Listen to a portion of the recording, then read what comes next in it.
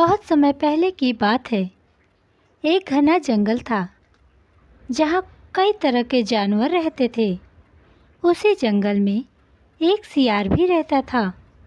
वह सियार बहुत चतुर था और अपनी चालाकी से कई बार संकटों से बाहर निकल चुका था। लेकिन उसकी चालाकी का असली किस्सा तब शुरू हुआ जब एक बार वह भूख से परेशान होकर भोजन की तलाश में पास के एक गांव की ओर निकल पड़ा। गांव पहुंचते ही सियार इधर उधर घूमकर खाने की तलाश करने लगा। तभी उसे एक धोबी की जगह दिखी जहां कपड़े धोए और रंगे जाते थे। वहां कई रंगों की बाल्टियां रखी थीं। सियार चुपचाप वहां पहुंचा और कुछ खाने की तलाश करने लगा। लेकिन अचानक एक कुत्ते ने उसे देख लिया और भौंकने लगा। भौंकते हुए उसकी ओर दौड़ा।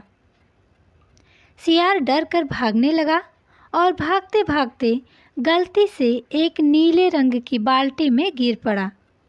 वह पूरी तरह से नीले रंग में रंग गया। जैसे तैसे वह वहाँ से भागा और वापस जंगल में आ गया।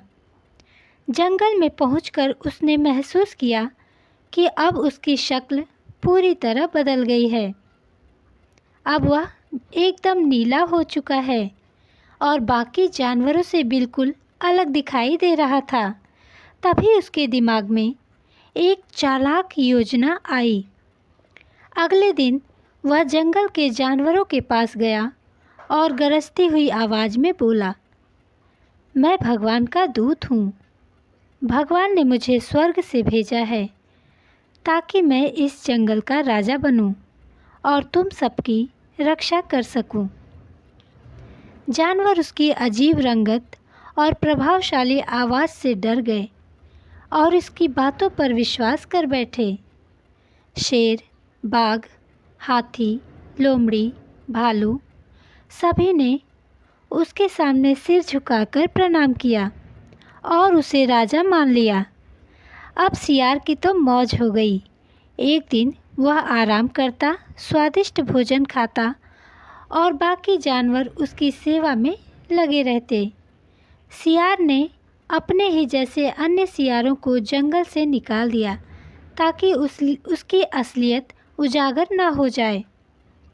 वह खुद को बाकी जानवरों से बेहतर समझने लगा और घमंड से भर गया। कुछ दिनों बाद एक रात की बात है। सियार अपने महल में बैठा हुआ था। दूर जंगल में कुछ सियारों की हूक सुनाई दी। वह अपने स्वभाव के अनुसार उसे सुनकर खुद को रोक नहीं पाया और ऊंची आवाज़ में हूक मारने लगा। उसकी असली आवाज़ बाहर निकल आई। पास में खड़े जानवर यह सुनकर चौंक गए। उन्होंने तुरंत समझ लिया कि यह कोई भगवान का दूत नहीं बल्कि वही साधारण सा सियार है जिसे उन्होंने राजा बना दिया था। सभी जानवर क्रोधित हो गए और बोले, इसने हम सबको धोखा दिया है। यह तो एक धोखेबाज है।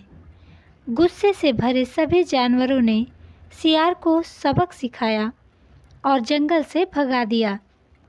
सियार जान बचाकर फिर से उसी पुराने जंगल के कोने में जाकर छिप गया जहां वह पहले रहा करता था।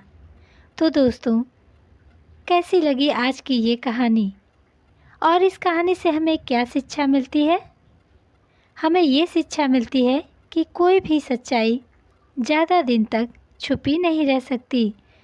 आज नहीं तो कल सच्चाई सामने आ ही जाती है। घमंड और झूठ का हमेशा बुरा परिणाम होता है। इसीलिए कभी भी दूसरों को धोखा नहीं देना चाहिए। Thank you so much.